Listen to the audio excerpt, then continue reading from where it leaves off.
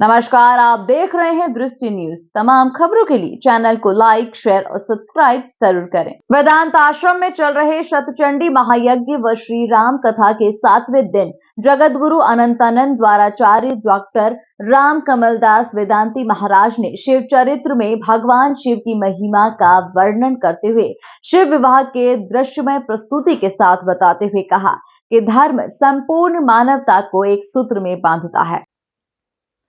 धर्मनिष्ठ प्राणी कभी भी दूसरे को दुख नहीं पहुंचाता, भले ही उसे खुद ही कष्ट क्यों न उठाना पड़े।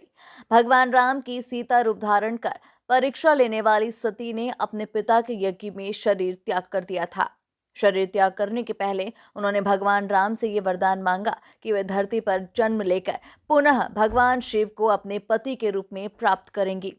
सनातन संस्कृति में पति और पत्नी का साथ अनेकों जन्मों का होता है, इसलिए हमारी रामायण शिव और पार्वती के चरित्र के माध्यम से ये बताते हैं कि हमें अपने संपूर्ण परिवार को विश्वास के माध्यम से सदैव एक सूत्र में बांधे रखना चाहिए।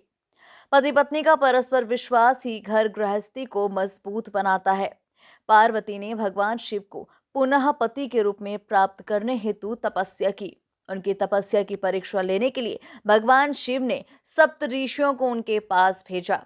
सप्तऋषियों ने उनकी परीक्षा लेते हुए जब उनके गुरु और इष्ट देव की निंदा की तो पार्वती ने कहा कि मुझे भगवान शिव को प्राप्त करने के लिए करोड़ों जन्म ही क्यों न लेना पड़े, मैं जन्म जन्मों तक शिव को ही प्राप्त करने की प्रार्थना करती रहूंगी। साथ ही उन्होंने अपने गुरु महर्षि नारद में श्रद्धा दर्शाते हुए उन सप्तऋषियों से कहा कि अपने गुरु के उपदेशों का ही अनुपालन करूंगी, भले ही भगवान शिव ही आकर क्यों न मना करते।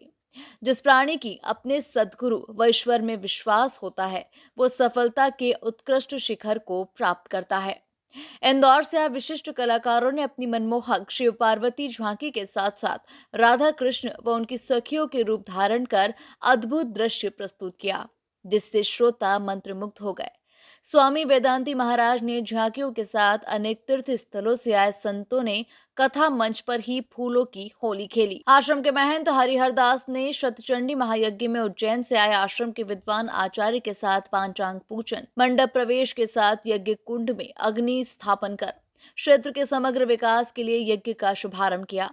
यज्ञ स्थल में विराजमान नव देवियों की अत्यंत मनोहारी झांकी श्रद्धालुओं के लिए आकर्षण का केंद्र बनी हुई है।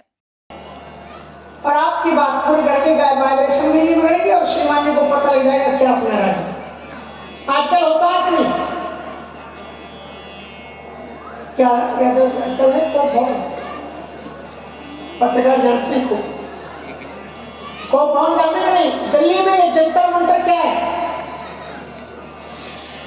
दिल्ली के जंतर मंत्र में आप 10 आदमी लेकर के बैठ जाओ, मीडिया को बुलाने की आवश्यकता नहीं।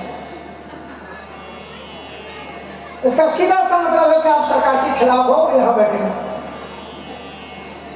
इसलिए आज ही जमाने में को भवन की व्यवस्था है।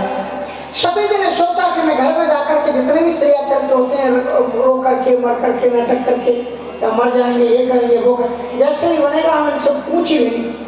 शंकर जी भी समझ गए कि अब इनकी लीला वहां और चलेगी। रास्ते में उन्होंने इतना किया है, सौगंध दिला दी, अब वहां तो जाकर के और भी कुछ करेंगे।